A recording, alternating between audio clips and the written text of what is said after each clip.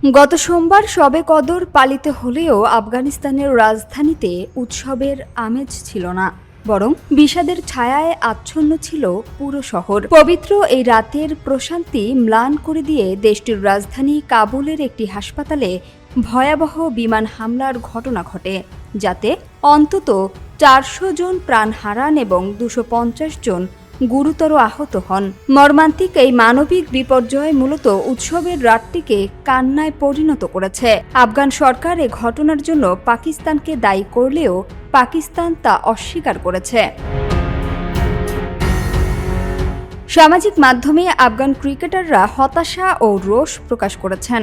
রশিদ খান লিখেছেন, গণহত্যা, সাধারণ মানুষের মৃত্যু, হাসপাতাল ধ্বংস এসব রমজানের পবিত্র রাতে মানবতাকে বিদ্ধ করেছে।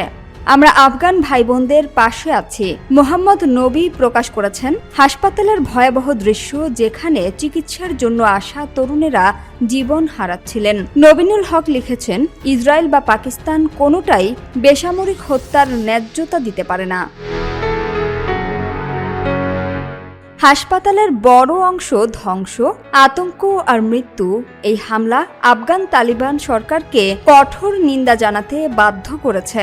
মুখপাত্র জাবিহুল্লাহ মুজাহিদ বলেছেন, পাকিস্তান বেসামরিক ভবনকে নিশানা করে মানবতা বিরোধী কর্মকাণ্ড চালাচ্ছে। পাকিস্তান এই অভিযোগ অস্বীকার করে বলেছে, কাবুলে কোনো হাসপাতালে হামলা করা হয়নি। আমরা শুধুমাত্র সন্ত্রাসী কার্যকলাপে ব্যবহার হওয়া সামরিক স্থাপনাগুলোকে লক্ষ্য করছি। আফগান সরকারের অভিযোগ ভিত্তিহীন ও বিভ্রান্তিকর। গত 2 সপ্তাহ ধরে আফগানিস্তান ও পাকিস্তানের সীমান্তে সংঘর্ষ চলছে। সোমবারও সীমান্তে গুলি বিনিময় হয়, যেখানে আফগান তালিবান বাহিনীর 4 সৈন্য নিহত হন। এই সীমান্ত সংঘর্ষের কয়েক ঘন্টার মধ্যেই হাসপাতালের বিমান হামলার খবর আসে, যা আফগান পাকিস্তানি উত্তেজনাকে নতুন মাত্রায় নিয়ে গেছে। সামিয়া সুলতানা, ঢাকা ওয়াচ।